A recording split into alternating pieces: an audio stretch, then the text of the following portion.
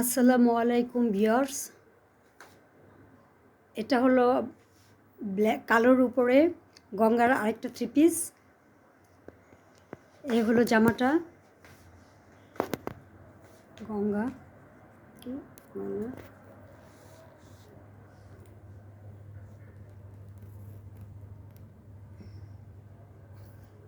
এ হলো ওড়নাটা, পিওরের জর্জেট।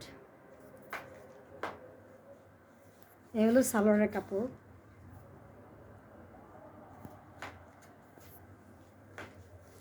হাতার